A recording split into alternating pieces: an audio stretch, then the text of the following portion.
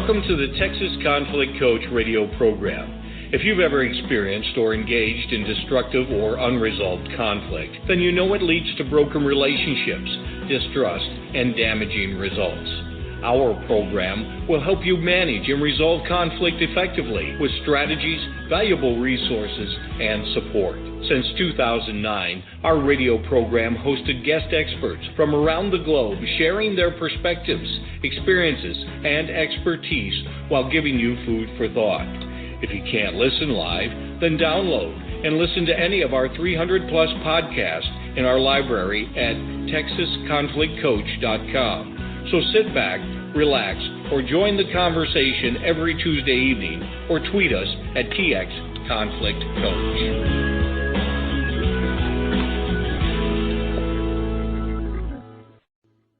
Well, as we continue our workplace conflict series, we are joined by Katherine Crowley and Kathi Elster to talk about conflict management tools at work.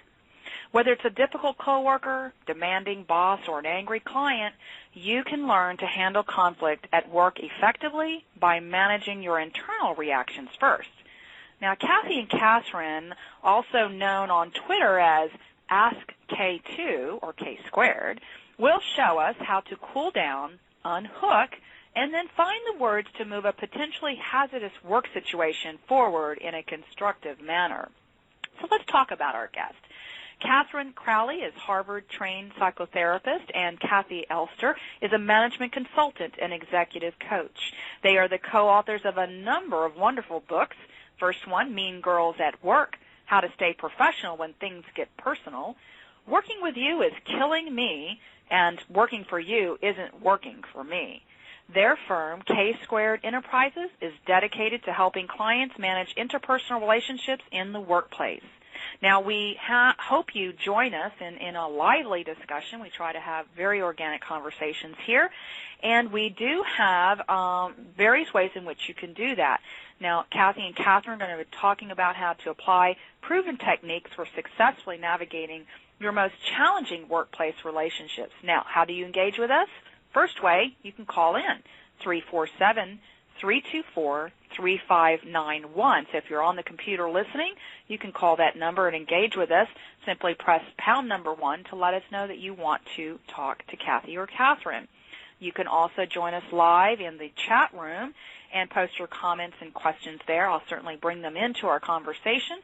Simply go to www.blogtalkradio.com/Texas-conflict-coach, or maybe you're listening on the computer, get onto your Twitter feed and type in #TCC Radio and join us in a Twitter chat conversation there. Kathi and Katherine, welcome to the show. Oh, thank you, Patty. Thank you. We're so happy to be here. Well, you have a lot to share with us with all the wonderful books that you have out, your most recent one, Mean Girls at Work. I'm so excited that you're here as part of our Workplace Conflict series. Y'all have a lot of chemistry together. I've seen that on your video blogs. I've heard them in your audio cast. You could see it in the popularity of your books and certainly in your engagement in social media. So what in the world brought you together? And tell us a little bit about that synergy and your work together. You know, this is Kathi. I think what makes the chemistry so popular is that Katherine is the psychotherapist and I am the executive coach. And together we really are one person. Like we're half of a person on our own. But together the combination of the business tools and the internal understanding, the psychology piece that Katherine brings, we really show the full picture. We understand what's really going on with a person. So it's not, a therapist knows what is going on internally, and a coach knows what's going on in the business world. But to have the two together, I think it just really works. Well, what a fabulous chemistry and a fabulous way to create this whole, right? Something bigger than yourself when you partner with that natural person with you. And that really comes out loud and clear and even just in some of the conversations we've had. Mm-hmm. So I know that you've been together for a while, and you've also co-authored a number of national best-selling books, including Working With You Is Killing Me, and the most recent, which is what caught my eye initially, is Mean Girls at Work. What's motivating you to write these books together? Katherine, well, I'll jump in for a moment. I'll just say that writing the first book, Working With You Is Killing Me, really came to us, Patty, because one of the things that Kathi and I share is that we're both very dedicated to helping individuals take responsibility for their experience at work, but also to have really fulfilling and less stressful relationships at work. And so Working With You Is Killing Me was really our attempt. We wanted to reach a broader audience. We'd been working with businesses, business owners, managers, departments of corporations in New York City. But we really wanted to reach a broader audience and be able to present them with this combination of psychological strategies and business tactics to solve their workplace problems. And Kathi, were you going to add something to that as well? Well, that's really why we ended up writing the book, is we really wanted to get to more people, and we just really wanted a bigger platform because we knew that it was highly effective and that, what was happening in the workplace because of the dynamics in the workplace right now, whether it's the multicultural piece, more women than men. There's such a field for problems, for people's problems, especially the multicultural piece. I just think there's so many different types of people that have to work together that have to figure out a way to get along. So we knew our work would really, it would just be interesting to people all over, and it has been. Our clients are all over the world now. Oh, that's wonderful. When you have the passion that you do and the passion that we do in helping people who are suffering, who are in pain, who are anxious, especially in the workplace, and you always see books for leaders and business owners, and a lot of books seem to be geared to them, but, what about the everyday person, Exactly. And so exactly. I'm so glad that you said that you were trying to reach the broader audience, and certainly people can really relate to the topics, or the titles. Working With You Is Killing Me. It sure is. And what do you do about that? Because people are like, well, why don't you just quit and go get another job? But the thing about it is that people make choices, and people choose to continue to stay there because they love what they're doing a lot of times. Mm-hmm. And so giving them these strategies and tools about how do I do this so it's not continuing to kill me. Now, I know that you're hitting a nerve, I imagine, with these books. What kind of feedback are you getting from folks about these books? Well, people say, well, what are you following me? Like they do. We've been in their workplace with them. And that's because, what you're going through, whether it's a power struggle or just somebody being abusive to you, it happens everywhere. So it's just that we've had the privy of seeing it in so many places. And the thing about going and getting another job, it's not necessarily better at the next job unless you understand how to really break your own cycle of taking other people so personally. It's important for everybody to understand their own rhythm and how to not get so caught up in power struggles, because they're going to happen.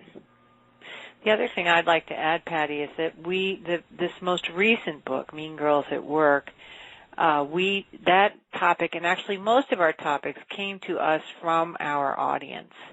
So, for example, Mean Girls, we were asked by a Science and Technology Women's Association for a conference to come up with a workshop about what they called women haters, which we had never heard of before. And it turned out that they were finding within the scientific and technology community that women were fiercely competitive with each other.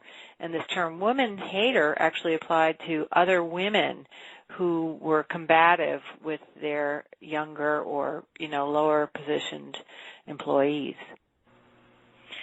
So, I'm curious, with the Mean Girls at Work, and we'll get into some strategies and things of that nature, but in these books, these series of books, especially the Mean Girls at Work, I mean, is it going to a place where no one else is going and talking about, especially with these abrasive, women or these women haters, as you were hearing? Yeah, it's a tough area, Patty, to go into because, women don't really want to address it. We were a little afraid. We're definitely talking about the dark side. Because when women work well together, they can change the world. I mean, women can really accomplish a lot. This is when they can't. This is the dark side.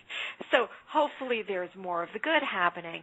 But the truth is, I think women are hitting a lot of obstacles in moving up the ladder, and this is a piece of it. This is a piece that it's not necessarily men holding you back. We're making the statement it's other women. And it's not completely unexplored territory. Right. There have been those who've discussed the mean girl. I think there's a book about queen bees. Right. And, there's a few of these books. But what we really wanted to touch on is the fact that because we've now hit 50% or more than 50% women in the workforce, the likelihood that you're going to report to a woman or work beside a woman or manage other women is huge. And so the challenge for women, because we are designed differently from men and we relate to each other differently from men, is to learn how to work in a competitive environment and take the high road. And to your point, to stay out of conflict, stay out of power struggles, but still find a way to compete with each other in a fair manner. It's like we're on this, this pendulum. We either conflict avoid or we become these abrasive. Well, we have words for those, don't we? Yes. Yeah. Women in general. I mean, we like to work together. We like to be friends. But we don't really like hierarchy. We do best when we're all at the same level. And that's just sort of an internal wiring. So what either has to happen is the corporate structure has to change where the hierarchy, which exists now, doesn't exist anymore, or women have to figure out how to fall in line the way men do. Men, this is your boss. Okay, I will work for my boss. They're not competitive.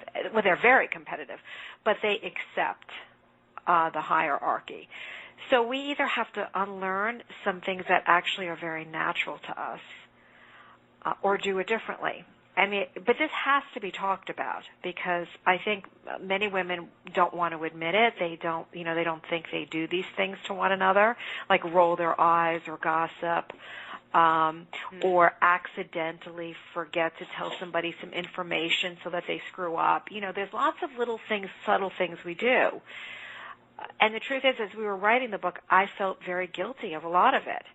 And I didn't even realize it. So as you're describing these dark side behaviors, you're recognizing some of those in yourself. Absolutely. We often say that we're better people while we write our books, Patty. Well, hopefully you release some of the guilt. But, the thing is that, when we start, it's interesting that you said that as you were writing the book that you were recognizing some of the things that, you did yourself. And so in your Mean Girls at Work book, you talked about some key principles. Are you ready to share that now with a listening audience? Okay. Yeah, we're ready to share Mean Girls in our sleep. Good. Okay, so here's one of the first keys. Don't counterattack if you feel you're being attacked by another woman. So we feel we're being attacked because maybe she looked at us the wrong way or she said something that was suspicious, and then we'll counterattack. So maybe we'll give her a dirty look or we'll go tell our friends we don't like her. Or, it's that counterattack. The first rule is do not counterattack because you're the one that's going to look foolish. Just do nothing. That's the first rule. Don't counterattack. What you're going to want to do. Okay, that's right. We tend to want to do that exactly. When we perceive we've been attacked, we want to counterattack. The second is that we really encourage women, if they feel attacked, to find ways, by another woman, to find ways to immediately process what happened. Women are processors. We have communication centers in the left and right lobes of our brains. We need to flush out experiences with others. So whether you need to release your negative feelings through exercise or talk about if there was a mean girl to a trusted friend or a mentor or an advisor, we encourage everyone to find ways to process what happens to them before taking any action so that you can have another objective view and so that you can flush the incident out of your system. So let's just clarify. We're talking about it as an example. We're not talking about gossiping about it because that Correct. would be a counterattack. That's a really good point, Patty. Mm-hmm. Yeah, and so women out there, we're not talking about gossip now. That's right. Which is can be tempting. And actually one of the things we suggest in the book is if you do confide in someone, which we encourage you to do, it's best to speak to someone outside of the workplace if you can find that person, because the tendency, to your point, with speaking to someone at work is that it can become a gossip fest rather than a processing. Mm-hmm. Now, when you say processing, not everyone might really understand, so say a little bit more about processing. Is it just about talking it through? What is it they're trying to process? Well, women have feeling thought because we have 40% more connective tissue between the left and right lobes of our brains.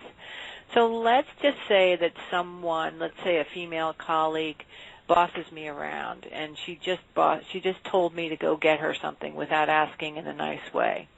I'm going to have a reaction. I'll have a mental reaction, but I'll also have an emotional reaction. So to process, I may well need to call my mentor and say, I just need to run something through by you that just happened. Describe the incident. You can describe it. She did this.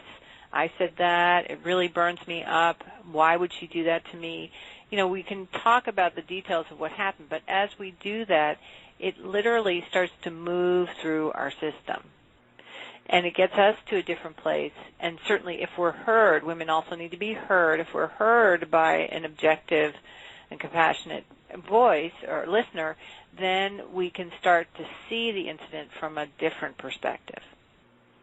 Okay. I'm so glad that you talked about it that way, and also in a way that is compassionate and empathetic, as you said, because sometimes we confide in someone and they're like, yeah, she's right. And then they just reinforce that versus helping them to step outside of that. Correct. So I appreciate you saying that. So I just want to let listeners know who are just tuning in that you are listening to the Texas Conflict Coach Blog Talk Radio program, and I'm speaking with best-selling authors Katherine Crowley and Kathi Elster of Mean Girls at Work and a number of other national best-selling books. And we're talking about the first two principles of their book, which is don't counterattack. Okay, when you feel attacked, don't counterattack. And the second that they just spoke about is finding ways to process what happened to you in that situation by confiding in someone outside of work so that you can be heard and understood. So what's the third one? Well, it's look for ways to solve the problem professionally without getting into a personal battle. So let's say you find out that you were just cut out of an invitation to a meeting that you should have been invited to.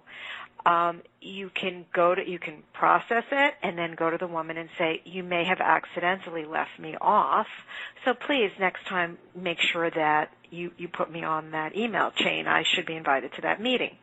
So in other words, you don't go to her upset, you don't counterattack, you've processed it, but now you just professionally communicate. Number one, she's been caught without you accusing her, and she knows that you now know, and she's more likely to invite you the next time. But behind the scenes, you might want to ask another friend to be sure that you're invited. Mm-hmm. But, we typically don't handle it that way. We typically will be hurt and maybe approach that woman in an accusatory manner, and we're suggesting you don't. Okay. Or we don't do anything at all. Well, I use that example because I think it's a time when you should actually. Mm-hmm. approach the woman and just say, look, but again, not accusatory. You're saying you may have accidentally left me off.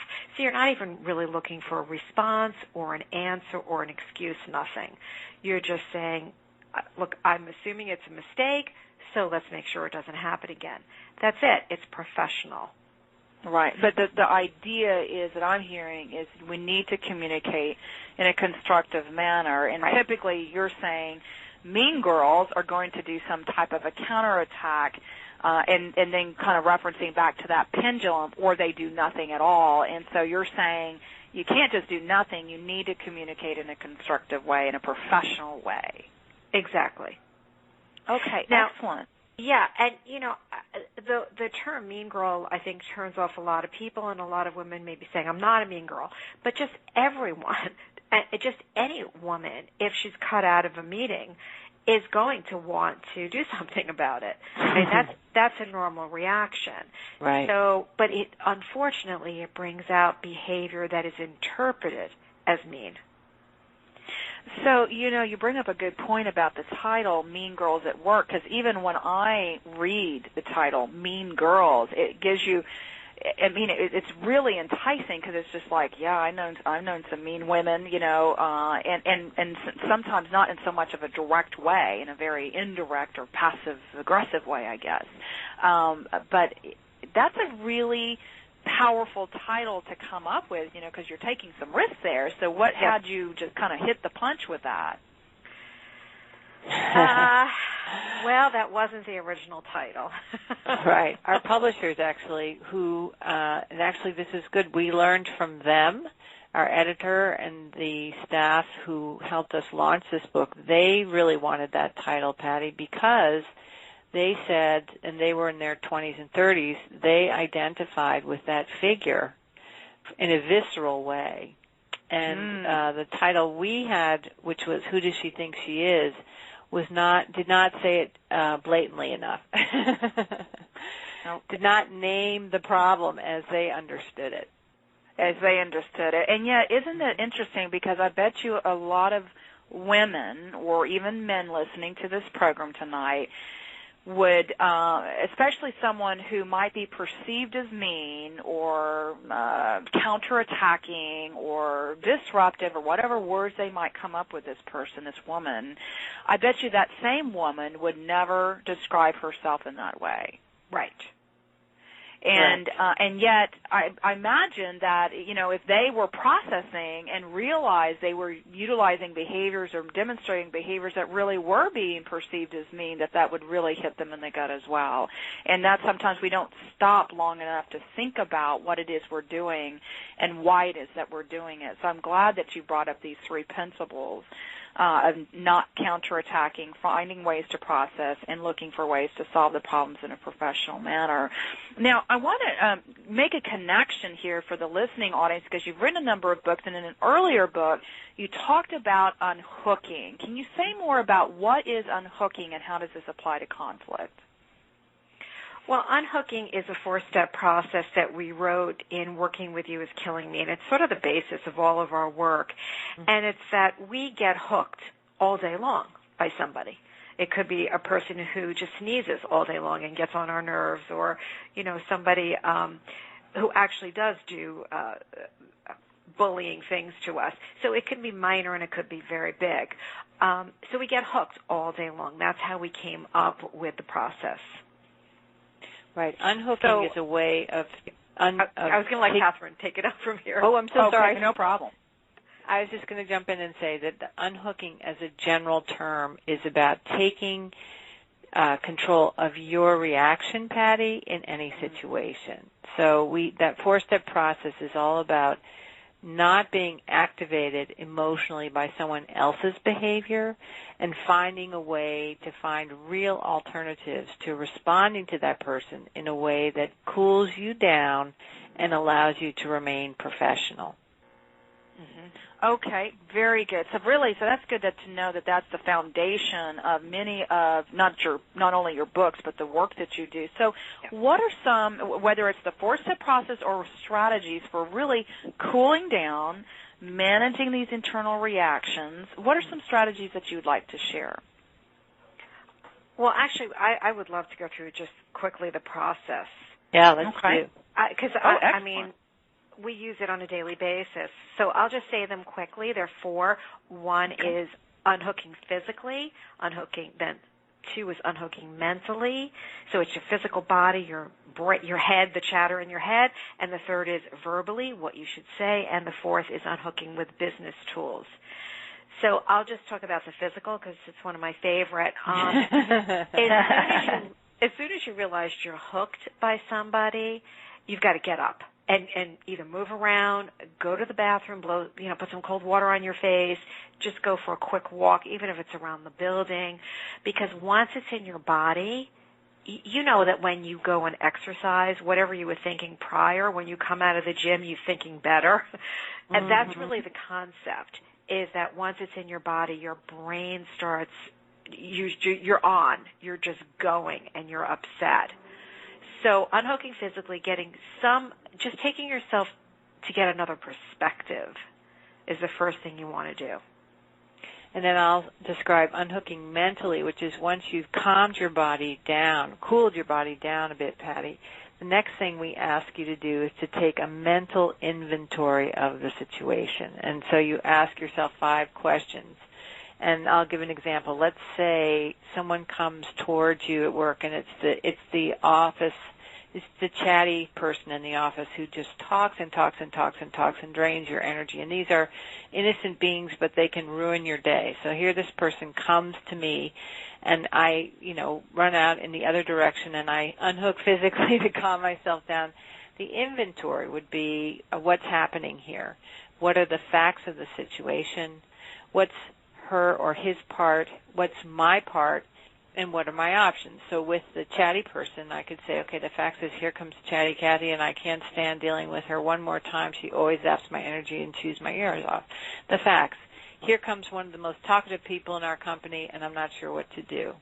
What's her part? She can't help herself. She seems to be a compulsive talker. What's my part? I have a hard time cutting those conversations short. So then what are my options? Well, I can run in the other direction, as I often do, or I can listen to her and do a laundry list in my mind, resenting her all the time, or I can, as soon as she starts talking, I can say, I'd love to talk, but I have to get to work. Let's chat later. That's the mental unhooking. I love the rundown of those questions and stuff. Okay, so that's the mental. And then we go into verbally unhooking, which is you've got to physically unhook and mentally unhook before you can even decide what you're going to say. And usually the verbal, what you're going to say, comes out of what are my options, what you've thought through in your mental unhooking. So even with this chatty person, once you're cooled down, you're able to say, I'd really love to catch up with you. Maybe we can do it tomorrow afternoon. You can do it in a professional way without getting angry, snapping, or just being really annoyed. So we call it high road communication, because many times at work we snap. We just say, not now, or, why have you done that? You always do this. And we even do it at home. And this kind of process helps you to get to a different place where you're able to communicate a healthy boundary, what it is you really need to say, but in a calm way.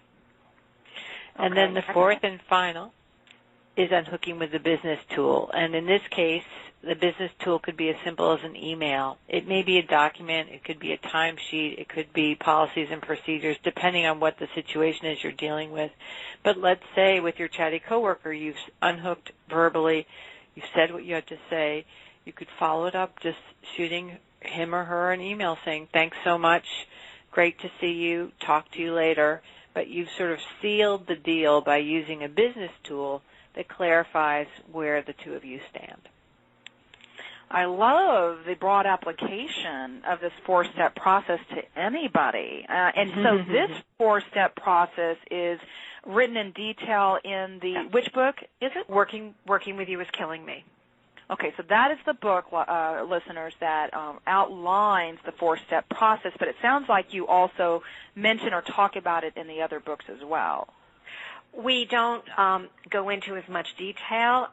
We have a more sophisticated, longer process in our Working For You Isn't Working For Me, and Mean Girls is a little different. But, yes, it's at the core. If you are somebody who loves our books, it's the core. It's the basic book that teaches you a lot. Yeah. Okay, excellent. Yeah. Well, I love your philosophy of taking the high road of communication. And, again, it sounds like in this unhooking process, you almost kind of got to do it in order when people are really upset, and unhooking physically, mentally, verbally, and then what are those business tools, because they kind of chronologically or work together in that order, and that makes sense. Right. Very practical. Yes. Yes, very doable. Okay. Very doable, very practical, very doable for anybody at any level of understanding around conflict or just dealing with behaviors.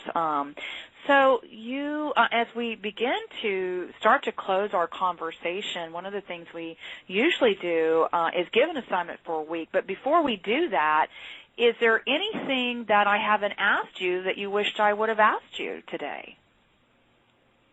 Oh, there's so many. Where do we even start? But is there anything that's burning for you? I'd like to just throw one thing in there, which is that one point I would like to make about Mean Girls at Work is that that whole notion of the high road is the theme of every response that we have to each of the situations that we describe, Patty.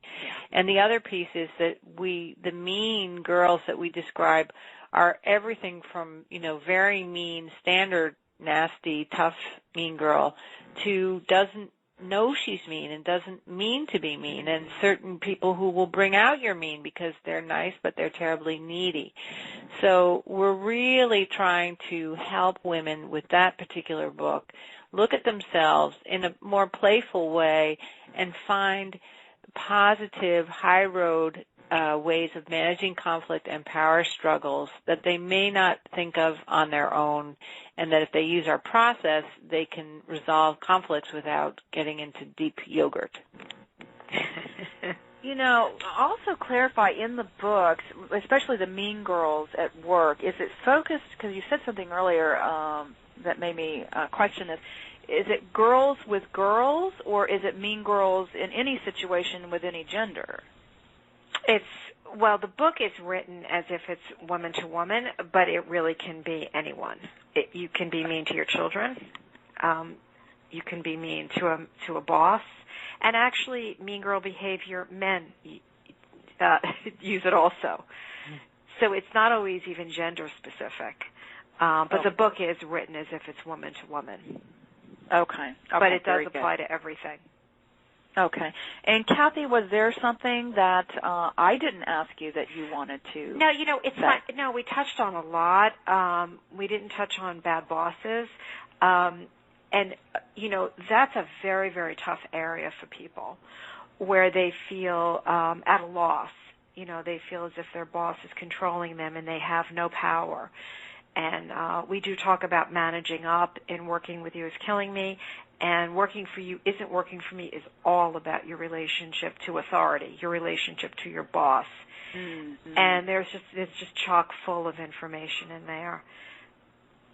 Well, I'm glad that you clarified that, and we'll just have to have you back on another show just on that category by itself, because that is a really huge issue. And the thing about it is that you write these books from a great deal of experience and depth of expertise in your own coaching, I assume coaching practice and training practice. Is that right? You work together on providing those services, right? Yes. Okay, excellent. All right, so what is and our listeners who listen to us regularly know that we have an assignment for the week or a call to action. We encourage them to take the next step other than just listening. So what is your assignment for our listeners this week? Well, we would like whoever is game to implement the first two steps of unhooking. Anytime somebody gets on their nerves in the next week, and it even could be at home, the physically unhooking and the mentally unhooking, where you take that inventory that Katherine went through. And I can say it one more time if you'd like. if they want to be reminded of those questions, would they be able to get the questions easily on your website for the mental inventory? We don't have it on the website. That's a good point. But Katherine can say them right now. As I say, it's just, so the first is what's happening here, which is your description of what's going on. The second is, what are the facts of the situation? The third is, what is their part, the offending party's part? Fourth is, what is my part? And the fifth question is, what are my options? Okay, excellent. Thank you for summarizing that back up, Katherine. All righty, so there are a number of ways that people can find you. So what would you like to share with folks about how they can best find you? I think our website is the best way, K squared, the letter K squared, enterprises.com. And they can download a free chapter of each book. And from there, they can see everything, our videos, our podcasts, a lot of free stuff on our website. Oh, you do. You have an amazing resource library. My Crazy Office on iTunes and the podcast, your mailing list. Even you have Mean Girls at Work, I think, Facebook page. Is that right? Yes. Mm-hmm. Okay, excellent. So you got to go like their Facebook page, which I've already done, and I've already subscribed. And you also have an upcoming teleconference, do you not? We do. We have free teleconferences every month, and this one is on the 17th of October, why some people can't admit to their bad behavior. And they're only 40 minutes. They're during the day, and you can sign up for that. They're free also. If people sign up on the mailing list, is that how they get notified? Well, they can, or it's also on the website. You can sign up from our website. Sign up from the website. For the teleconference. Yeah, some people don't like to go on mailing lists, so the teleconference is also posted on our website. Okay, great. Okay, so a number of ways not only to find them, connect with Kathi and Katherine, but also wonderful, wonderful resources. You'll see and hear more of that energy and synergy I was talking about earlier.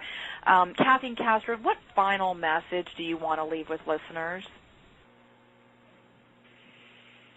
Well, I'll start and just say that we really are committed to having you listeners have a better experience at work. And if you are in a tough situation, or if you're feeling bullied, or if you're caught in a conflict, we feel your pain. And I would really encourage you to definitely draw on our resources, but also try this assignment of the physical and the mental unhooking, and trust that you're not crazy. You may be in crazy, but if you take care of yourself properly, then a positive outcome can be found. And I would just like to say, don't take so much personally. Other people's behavior is more about them than it is about you. So detach from other people's behavior. It's not personal. Excellent. Kathi and Katherine, thank you so much for the little time that we could have to share your years of wisdom and experience and expertise tonight. Thank you so much for being with us. Thank you, Patty. Thank you, Patty. Thank you for listening to the Texas Conflict Coach. We hope you've enjoyed the program.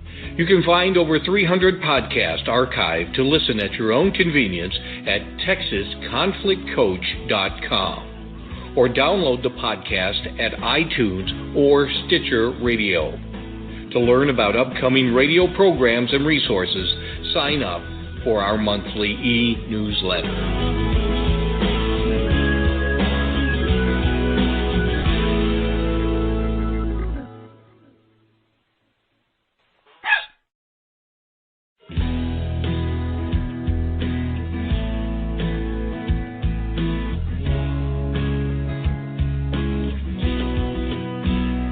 Welcome to the Texas Conflict Coach radio program.